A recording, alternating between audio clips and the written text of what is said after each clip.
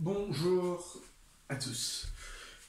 Aujourd'hui, donc encore petit exercice sur les fonctions. Donc, soit f et g, donc deux fonctions définies sur l'intervalle -5, 3. Donc je les ai représentées. Ici on a g qui fait comme ceci et f qui fait comme ceci. D'accord? Donc g de x et f de x toujours. Hein. Et donc on nous demande de définir l'ensemble des x qui vérifie, donc dans un premier cas, f de x qui est plus grand que g de x, et dans un deuxième cas, f de x qui est égal à g de x. Donc si f de x est plus grand que g de x, ça veut dire que f de x est au-dessus de g de x. On sait que g de x, c'est cette courbe-ci. À quel moment f de x passe au-dessus?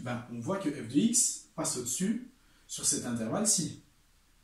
Tout ceci, c'est f de x, et sur cet intervalle, f de x est supérieur à g de x. D'accord? Et donc, cet intervalle en x, c'est de où à où? C'est de -4, ok, donc point -4, à 0.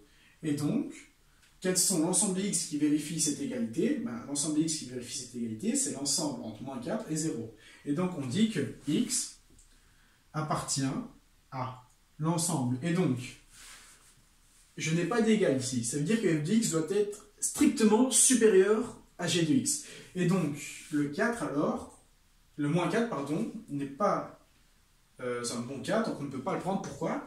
Parce que si on regarde f de -4, c'est le même point que g de -4. Donc ça veut dire que f de -4 est égal à g de -4, et donc deux fonctions sont égales. Donc, à leur point d'intersection, les deux fonctions sont égales. Et donc nous, c'est strictement supérieur qu'on veut. Donc ça veut dire que le -4, on ne le prendra pas, et que le 0 non plus. Donc ça veut dire que x appartient à -4, point virgule, 0, et donc on ne les prend pas, parce que ce n'est pas égal. Si j'avais eu un égal, les crochets auraient été dans l'autre sens, parce qu'à ce moment-là, on peut les prendre. Donc ça, c'est notre condition 1. Et notre condition 2, on veut que f de x soit égal à g de x, et donc, c'est quand les deux fonctions vont se croiser. Comme je l'ai dit, elles vont se croiser ici, en -4 et 0, et donc, on a quoi? On a que f de -4 est égal à g de -4, et que f de 0 est égal à g de 0. Et donc, il n'y a pas d'ensemble ici, il y a juste que deux points, et donc on dit que x, ok, je ne sais plus comment je fais, si je mets un égal ou quoi, je mets des accolades, et donc c'est quoi? C'est -4 et 0, et du coup j'écris -4, point virgule 0. Ces signes-là, c'est pour les ensembles, ces signes-là, c'est pour les solutions, donc juste les nombres qui vont être égaux, enfin, qui sont nos solutions, d'accord? Et donc, voilà, on a déjà fini, tout simplement. Peut-être une petite mise au point. Lorsqu'on a un point, on cherche son image. C'est facile, il suffit juste de connaître l'expression de la fonction.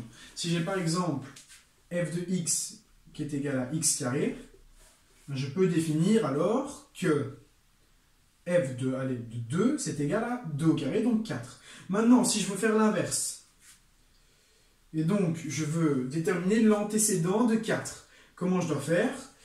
Si je veux déterminer l'antécédent de 4, avec 4 qui est mon image, ça veut dire que 4 doit être égal à f de x, donc à x carré, et donc x doit être égal à ce moment-là à plus ou moins la racine de 4. Donc en gros, soit 2, soit -2.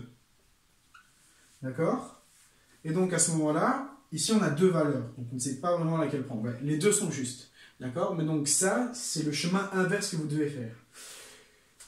Donc, lorsqu'on cherche l'image, on n'a qu'à remplacer, mais lorsqu'on cherche l'antécédent de l'image, donc le nombre avant qu'on le transforme à l'aide de sa fonction, il suffit tout simplement de dire que ce nombre est égal à la fonction. Et donc on revient en arrière.